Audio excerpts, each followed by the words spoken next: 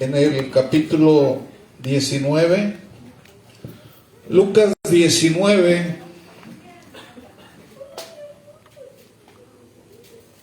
versos del 28 al 46.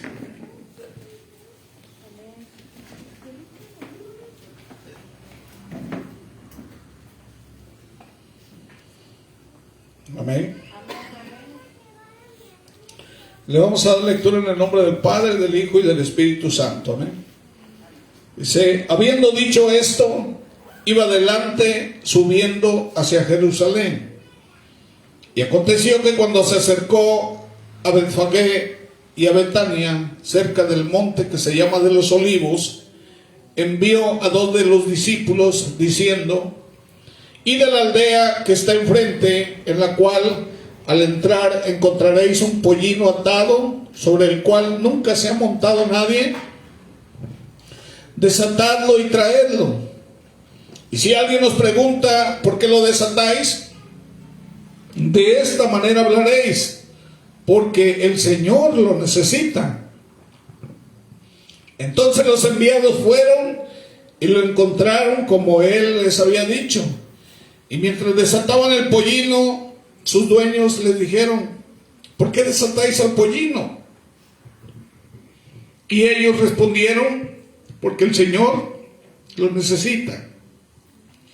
Y lo trajeron a Jesús, y echando sus mantos sobre el pollino, pusieron a Jesús sobre él, y mientras él iba avanzando, tendían sus mantos por el camino. Cuando ya se acercaba junto a la bajada del monte de los Olivos, toda la multitud de los discípulos, regocijándose, comenzó a alabar a Dios a gran voz por todas las maravillas que habían visto, diciendo: bendito el Rey que viene en el nombre del Señor, paz en el cielo y gloria en las alturas. Entonces algunos de los fariseos de entre la multitud le dijeron: Maestro, reprende a tus discípulos. Respondió él y dijo: os digo que si estos callan, las piedras clamarán. Y cuando se acercó, al ver la ciudad, lloró sobre ella, diciendo: si tú también hubieras sabido en este día lo que conduce a la paz, pero ahora está oculto a tus ojos, porque sobre ti vendrán días cuando tus enemigos echarán terraplén delante de ti, te sitiarán y te acosarán por todas partes, y te derribarán a tierra y a tus hijos dentro de ti, y no dejarán en ti piedra sobre piedra, porque no conociste el tiempo de tu visitación. Pueden sentarse. Para entender plenamente este pasaje, hermanos, es importante considerar el contexto histórico y el contexto literario en el que se sitúa. Jesucristo había estado enseñando y realizando milagros en Galilea y en Judea, y la popularidad de Jesucristo había crecido. La gente ya lo conocía, ¿verdad? Por los milagros, por las señales y por los prodigios. Y las expectativas mesiánicas estaban altas, y muchas personas anhelaban al libertador que los liberara de la opresión romana. Y la entrada triunfal se produce justamente antes de la Pascua. Nosotros sabemos, ¿verdad?, que la Pascua se da cuando el Señor saca al pueblo de Egipto, ¿sí? Fue el último de los juicios en la muerte de los primogénitos, y ahí ellos celebraron la Pascua. Y el Señor los libera de la opresión de los egipcios al pueblo de Israel. Y, hermanos, Jesús, ¿verdad?, viene precisamente a darnos esa libertad. Pero el pueblo de Israel no lo entendió. Si en ese momento se estaba cumpliendo la profecía de Zacarías, y se estaban, hermanos, cumpliendo, ¿verdad?, otras profecías, otros textos bíblicos estaban cumpliendo en ese momento, pero dice que eso estaba velado a los ojos del pueblo. ¿Pero por qué, hermanos? Por la dureza de sus corazones, ¿verdad? Por la rebeldía. Hoy en día pasa igual. La gente, ¿verdad? No entiende las cosas espirituales. Para ellos su modo de vivir, su forma de ser es conforme al mundo, ¿verdad? Y a las tradiciones y a todas esas cosas, pero las cosas de Dios no las digieren, no las entienden y no quieren entenderlas, ¿sí? Porque cuando uno quiere, dice que el Señor tiene misericordia, ¿verdad? Al que lo busca dice que lo va a encontrar, ¿amén? Y hermanos, este pasaje también se sitúa en el marco de la narrativa más amplia de Lucas, donde se enfatiza la compasión y el amor de Jesús por los marginados, por los pecadores, por los oprimidos. Y la entrada triunfal es, por lo tanto, una declaración audaz de su identidad y de su misión. Digo, porque Jesús hizo eso, ¿verdad? Si lo aborrecían. Tenía mucha gente en contra. ¿Y cuál era la gente que tenía en contra? Los religiosos. Hoy en día tenemos en contra de los religiosos, en contra de nosotros, por seguir a Jesús. Ustedes saben, ¿verdad?, que los discípulos fueron perseguidos y muchos asesinados por seguir a Jesús. Hoy en día es lo mismo. Cuando tú le dices a alguien que eres cristiano, simplemente te dejan de hablar o se molestan contigo, tratan de no tener nada que ver contigo, ¿verdad? Hoy en día es lo mismo, ¿ok? Hermanos, pero ahí, ¿quiénes fueron los que alabaron a Dios? ¿Quiénes fueron los que tendieron sus mantos y declararon a Jesús como su rey? Fueron los discípulos. Y dice que Jesús vino a ser discípulos, ¿verdad? No vino a ser religiosos ni personas, ¿verdad?, que aparentan que creen. Jesús vino a ser discípulos, ¿verdad? Personas que verdaderamente le crean, que verdaderamente lo sigan, ¿verdad? Amén. Entonces, esa entrada triunfal de Jesús en Jerusalén nos invita a reflexionar, ¿sí?, sobre varios aspectos de nuestra vida espiritual, ¿sí? Cómo andamos en nuestra vida espiritual. Aquí nos recuerda la importancia de reconocer y alabar a Jesús, ¿ok? Hoy nosotros venimos aquí en este día, Domingo de Ramos, a alabar a Jesús, ¿o no? Entonces ahí estamos haciendo lo que hicieron los discípulos, ¿ok? Es lo que estamos haciendo. Vinimos a alabar a Jesús como nuestro Rey. Él es nuestro Rey. Amén. ¿Y dónde lo estamos haciendo? Pues en un mundo lleno de distracciones, en un mundo lleno de perversidad, de pecado, ¿sí? Y somos llamados, hermanos, a ser parte de la multitud que proclama su grandeza. Asimismo, hermanos, cuando desataron ese pollino,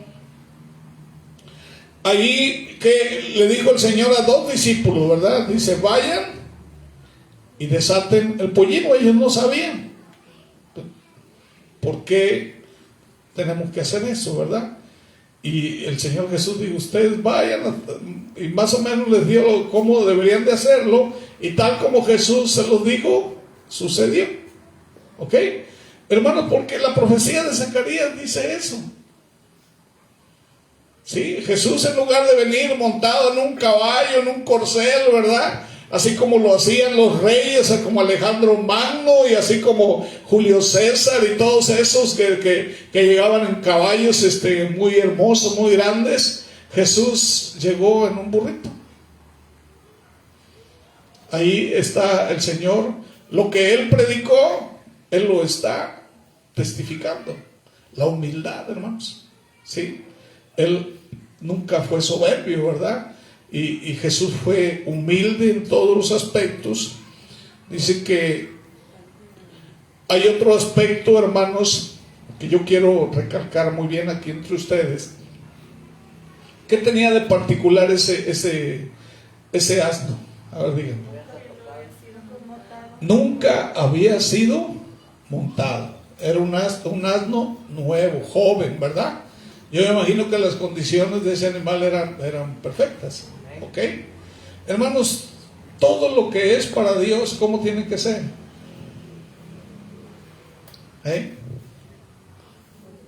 Todo lo que tú le des a Dios tiene que ser lo mejor.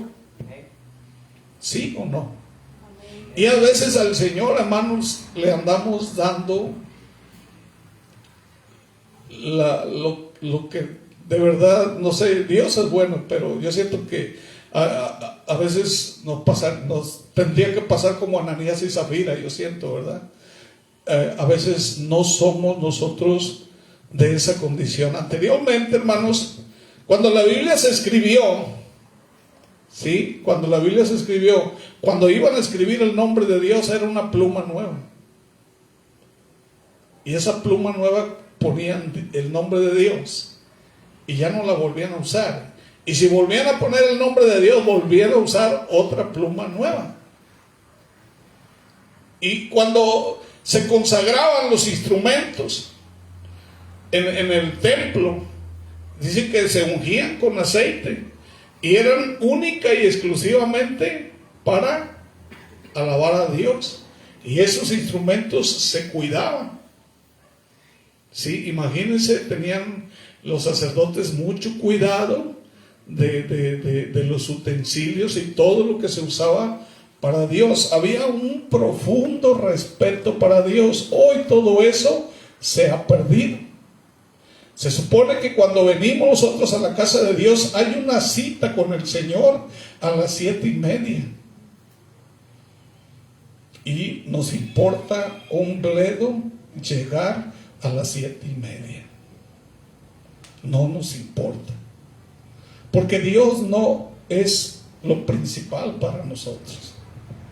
Y todas esas faltas de respeto, hermanos, Jesús lo está viendo. Dios está viendo todo eso.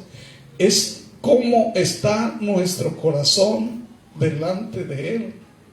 Y yo siento que sí deberíamos reflexionar verdaderamente si amamos a Dios o no lo amamos. Porque los fariseos, ellos decían que eran del pueblo de Dios, ¿sí o no? Ellos creían que porque se sabían la Biblia, porque profesaban, ¿verdad?, el oficio del sacerdocio, y porque eran principales, ellos juzgaban, hermanos, al pueblo de Israel. Y de verdad Cristo los rechazó por su manera de ser. Yo siento que tenemos que poner énfasis en nuestra identidad como cristianos. Si verdaderamente, si vamos a buscar a Dios, si lo vamos a amar, si vamos a respetarlo, pues hagámonos con todo lo mejor de nosotros. No seamos nosotros a medias en ese aspecto. Porque para otras cosas sí le damos importancia, ¿sí o no? Si a veces nos invitan a una fiesta, te dicen a tal hora llega y tú llegas a esa hora. Si tienes una cita en el hospital, te dicen a las 8 y a las 8 estás. Si vas al trabajo y tienes un horario de que dices vas a entrar a las 7 estás, pero para Dios no. Entonces yo siento que tenemos que considerar qué le estamos dando a Dios, qué concepto tenemos nosotros de Jesucristo. Si Jesús es nuestro rey, imagínate que Jesús se portara como los reyes de aquí de la tierra. Una falta de respeto a un rey te mandaba a matar, ¿sí o no? Si tú no le dabas tributo como era, simplemente estabas fuera. Entonces nosotros ni damos tributo, ni le damos honra, ni le damos respeto como Jesús se merece. Y Cristo está a punto de venir, hermanos, por su iglesia. ¿En qué forma nos va a hallar? ¿Cómo nos va a encontrar? Entonces yo siento que tenemos que nosotros reflexionar qué estamos haciendo con nuestra fe. Amén. Entonces aquí, hermanos, cuando desatan ese pollino, ¿verdad?, ilustra la necesidad de estar dispuestos a servir y a ser utilizados por Dios. ¿Sí? Dios nos quiere utilizar. Hermanos, pero para ser un instrumento en las manos de Dios, ¿cómo tenemos que ser? Dice que tenemos que ser como el oro refinado, porque los utensilios para Dios eran de oro, ¿o no? Y hermanos, ahí tenemos que estar dispuestos, ¿verdad?, a servir a Dios. Y a veces podemos sentir que nuestras contribuciones son pequeñas o insignificantes. Cuando tú le das algo a Jesús con todo tu corazón, no hay nada insignificante. Nada insignificante. Amén. Y cada acción de obediencia es muy valiosa en el reino de Dios. La respuesta de Jesús a los fariseos también nos invita a considerar nuestra propia fe. ¿Qué les dijo Jesús a los fariseos? Los fariseos les dijeron a Jesús: calla tus discípulos. ¿Por qué? Porque ellos no le iban a rendir pleitesía a Jesús, le estaban rindiendo pleitesía a Roma, a sus enemigos, no a Jesús. Jesús era el Rey de Reyes, es el Rey de Reyes y Señor de señores, y les molestaba que lo alabaran. Hoy en día pasa lo mismo, a la gente le molesta que nosotros alabemos a Dios. Hay muchos aquí que han de estar molestos porque alabamos a Dios, pero la verdad no me interesa, porque a todo lado donde yo vaya, yo voy a alabar a Dios. Y hoy en día es lo mismo, ¿verdad? Hay gente que se molesta cuando nosotros alabamos a Dios. A veces permitimos que la tradición y la religiosidad silencien nuestra alabanza. Nadie debe de callar tu alabanza. Sí, nadie debe de hacerlo. Y es un recordatorio de que una relación auténtica con Dios tiene que trascender las normas y las expectativas humanas. Finalmente, el hecho de que dijo el Señor: no los puedo callar, porque si los callo, las piedras, ¿qué dice? Clamarían. Hermanos, imagínate que Dios use mejor las piedras para clamar lo que a ti. ¿Sí? ¿Por qué dijo el Señor eso? Hermanos, cuando reconstruyeron los muros del templo de Jerusalén, en cada piedra había un mensaje de alabanza a Dios. Entonces esas piedras, ¿para qué sirvieron? Para glorificar a Dios. Bueno, nosotros somos mejores que las piedras, somos piedras vivas del edificio que estamos construyendo en el Señor. Pero a veces, de verdad, no lo hacemos como debiera, ¿verdad? Tenemos que responder al llamado de Dios en nuestras vidas. Si nosotros no lo hacemos, entonces la creación misma va a testificar su gloria. La entrada triunfal de Jesús a Jerusalén aquí representa, ¿verdad?, el cumplimiento de la profecía dada en Zacarías 9:9. Vamos a leer qué dice Zacarías 9:9. Dice: alégrate mucho, hija de Sión, da voces de júbilo, hija de Jerusalén. He aquí tu rey vendrá a ti, justo y salvador, humilde y cabalgando sobre un asno, sobre un pollino, hijo de asna. Ahí se estaba cumpliendo la profecía de Zacarías 9:9. Amén. Aquí se predijo que un rey entraría en Jerusalén montado en un burro, y Jesús cumplió esa profecía en su entrada triunfal. A veces en la vida, hermanos, tenemos nosotros nuestras propias expectativas de cómo se deben de dar las cosas. Al igual que la multitud que esperaba un rey terrenal en Jesús, sí, ellos esperaban así, de esa manera, más o menos un Alejandro Magno o algo por así, es lo que ellos imaginaban que era Jesús. Nada comparado, ¿verdad?, con esos hombres, nuestro Señor. Sí.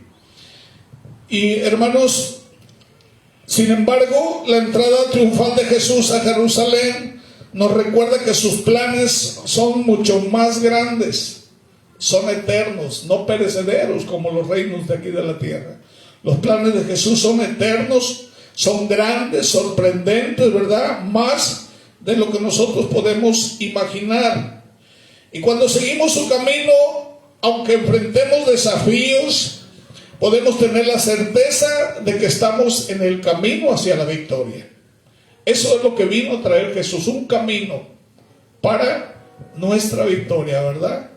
Y hermanos, para la vida eterna, dice el Señor, hay un camino, dice, angosto que lleva a la vida eterna. Así que no tengamos miedo, tenemos que confiar en Él y tenemos que permitirnos que nos guíe, ¿verdad? Hacia ese futuro glorioso. Amén. El episodio de la llegada a Jerusalén, ¿verdad? De Jesús, tal como Él lo llevó a cabo, estaba destinado a incitar a los jefes romanos. Porque en aquel entonces el único emperador, ¿quién era? Era Julio César, ¿sí? El emperador romano era el único que se le permitía proclamar. Y cuando la gente estaba proclamando a Jesús como rey, era un desafío abierto a ese emperador romano. Entonces, ¿qué iban a hacer los jefes romanos?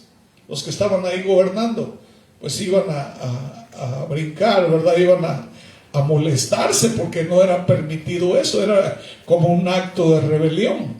Y todas esas cosas estaban llevando precisamente al punto por el cual había venido Jesús a morir en la cruz.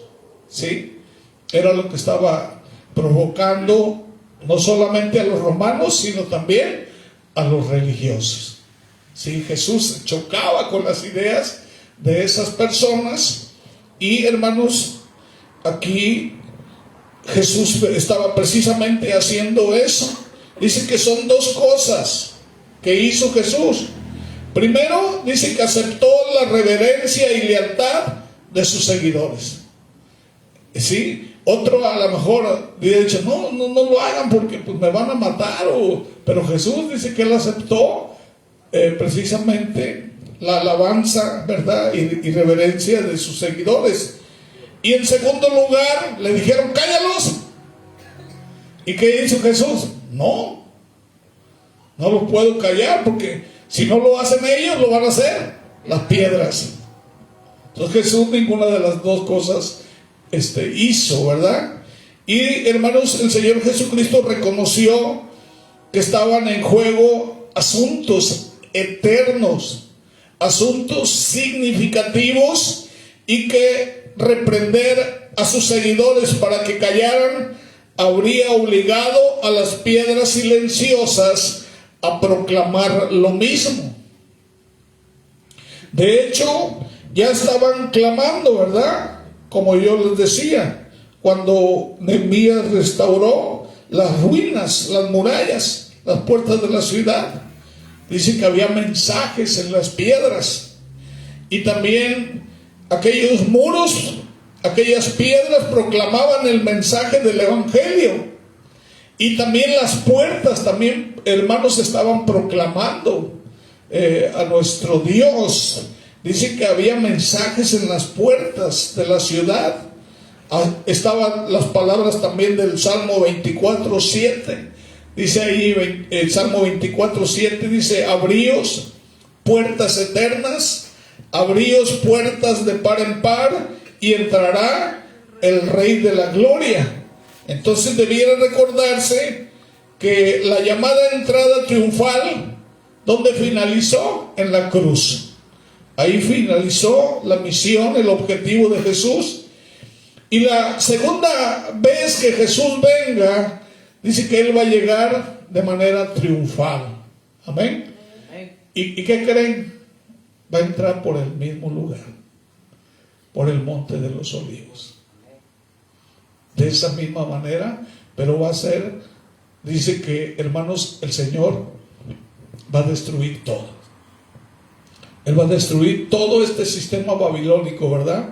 Político, religioso y económico. no va a quedar absolutamente nada. Entonces Él va a llegar de manera triunfal, como dice Hebreos 9:28. Dice, así también Cristo ha sido ofrecido, dice, en sacrificio una sola vez para quitar los pecados de todos. Y después dice, aparecerá por segunda vez, pero ya no en relación con el pecado, sino para salvar a los que le esperan. Está hablando de la salvación ya de Israel. Nosotros ya, el tiempo de los gentiles para cuando Jesús venga ya pasó. Ahora es la oportunidad de Israel. Amén. Dice allá en Zacarías 14:4, dice que Él apoyará sus pies sobre el monte de los olivos, y después el Señor entrará en Jerusalén, y entonces tendrá lugar su verdadera entrada triunfal, ya como Rey de Reyes y Señor de señores. ¿Ok? Y su primera entrada en Jerusalén dice que lo condujo a la cruz para morir por nuestros pecados, y por su muerte y resurrección la salvación nos ha sido ofrecida. Jesús sorprendió a la multitud, hermanos, cuando se presentó en ese pollino, en ese asno. Se sorprendieron, ¿verdad? Y no en un caballo como lo hacían los grandes conquistadores y los guerreros de esa época. Estaba predicando con el ejemplo Jesús, lo que Él dijo allá en Mateo 20, ¿verdad? Versículos 26 y 27. Dice que el reino de Cristo, hermanos, es un reino de paz, un reinado en el corazón. Él no venía como un conquistador a liberar al pueblo del gobierno de Roma. ¿Por qué? Porque su reino no es de este mundo, ¿sí? El reino de Jesús no es terrenal. Amén. Y la gente incrédula no se dio cuenta a quién tenía frente a sus ojos. No sabía que su paz estaba pasando frente a ellos. ¿Por qué? Por su incredulidad, por la dureza de su corazón. Hoy en día pasa lo mismo. Hay mucha dureza de corazón, hay mucha irreverencia, hay mucha idolatría y todas esas cosas que no permiten que podamos ver a Jesús tal como es, ¿verdad? Y hermanos, Jesús lamentaba que no lo recibieran con gusto. Dice que Él lloró, hermanos, porque no lo recibieron.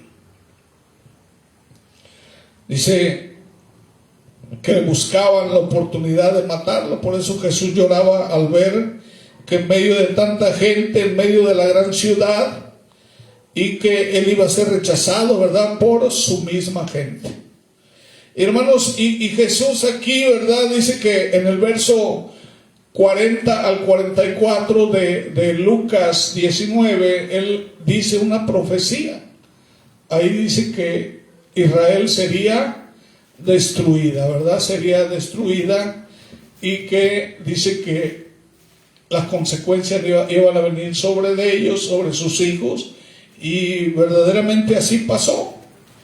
40 años después se cumplió esa profecía. Dice que había un general del ejército romano llamado Tito.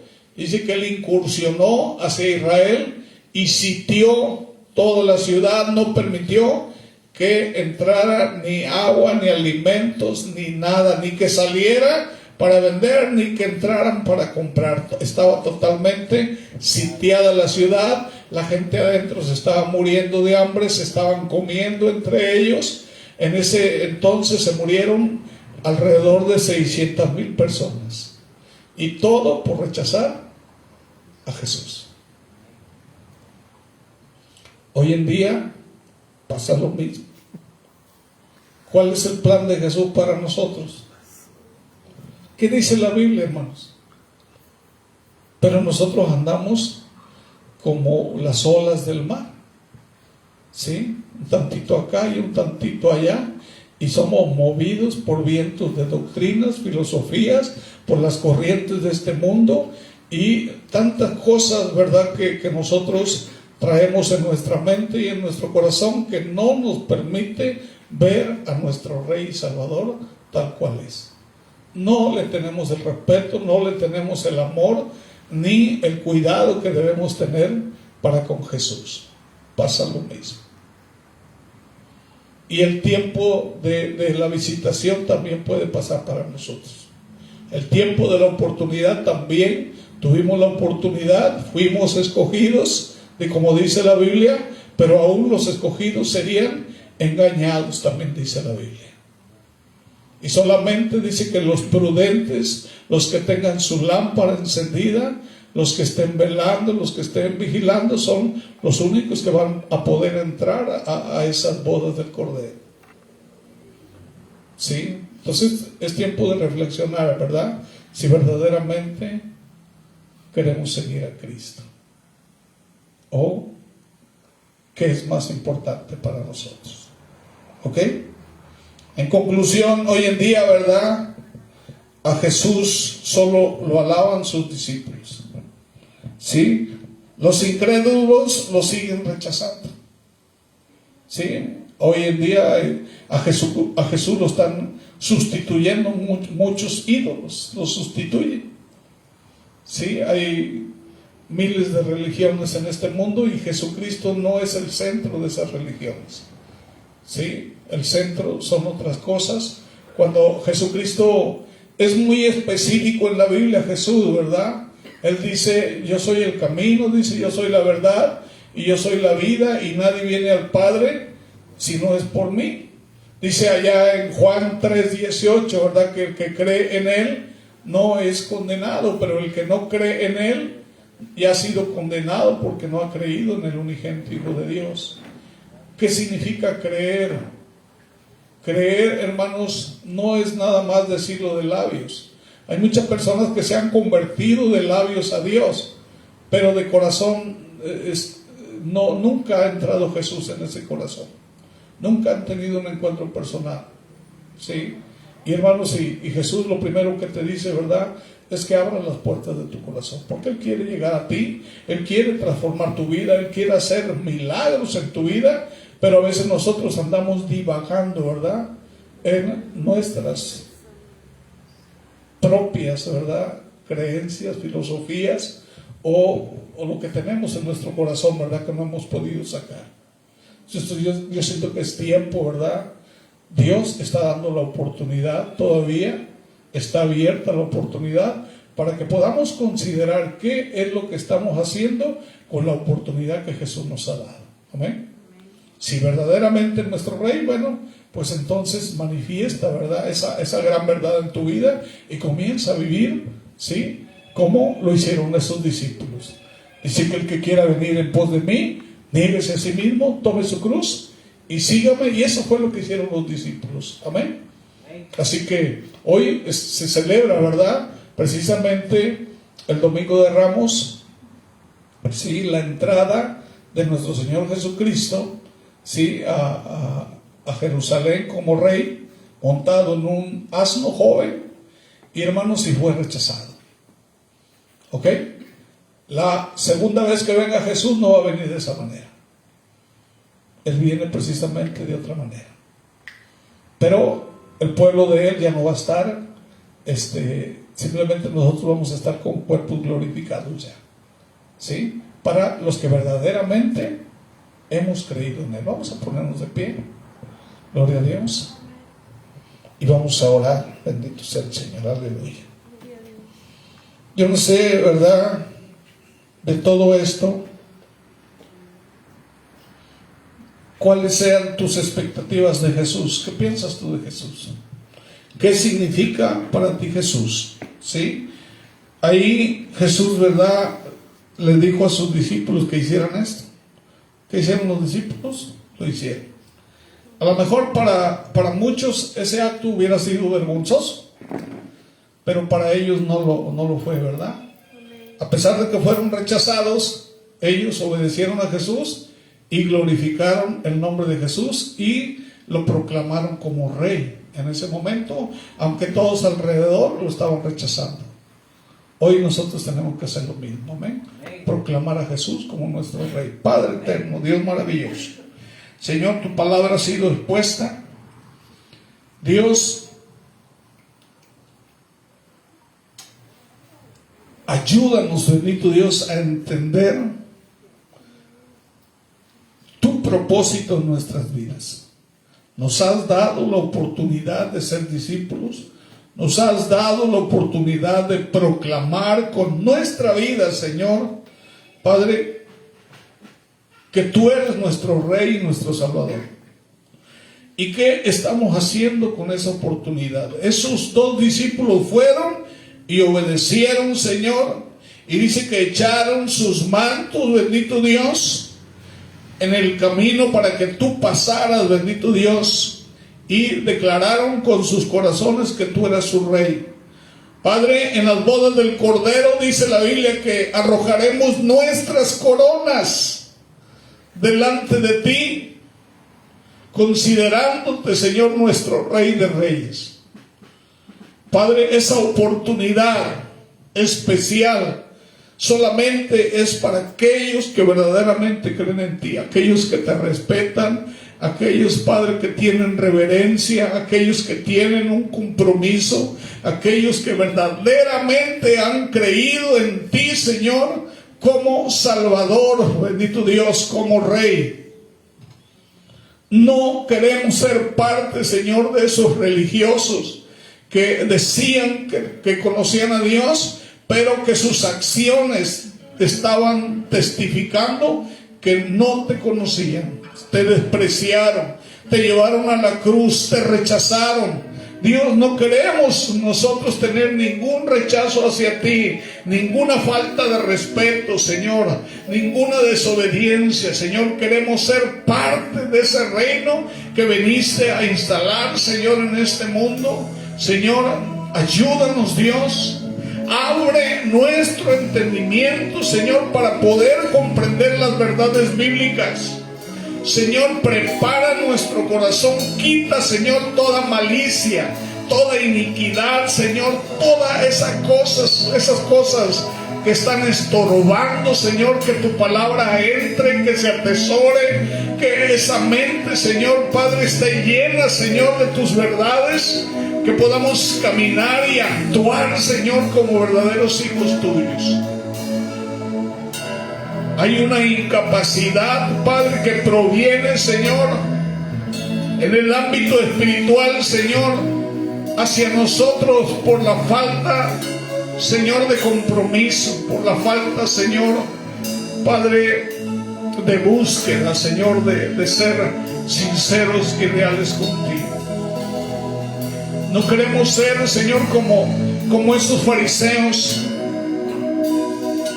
Queremos, Dios, que cuando tú estés en este lugar, tú seas respetado, reverenciado y aclamado como tú lo que tú eres verdaderamente, Señor. Que nuestra vida, nuestro servicio y todo nuestro ser, Señor, esté, Padre, en coyuntura, Señor, en coinonía contigo. Enséñanos, Señor. Ayúdanos, Señor. Como dicen los discípulos, ayuda a nuestra incredulidad. Y te pedimos perdón, porque sabemos que te hemos fallado. Reconocemos en nuestro corazón que te fallamos de muchas maneras, Señor. Ayúdanos a no hacerlo, Padre. Te lo pedimos en el nombre precioso de nuestro amado Señor Jesucristo. Amén y amén. Aleluya, gloria a Dios. Aleluya, gloria a Dios.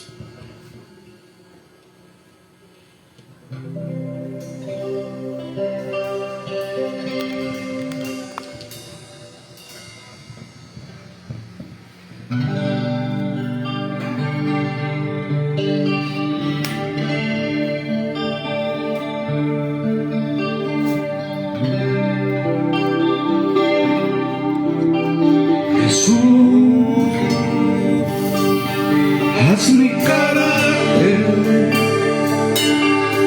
más como el tuyo. Yo quiero ser Jesús, haz mi carácter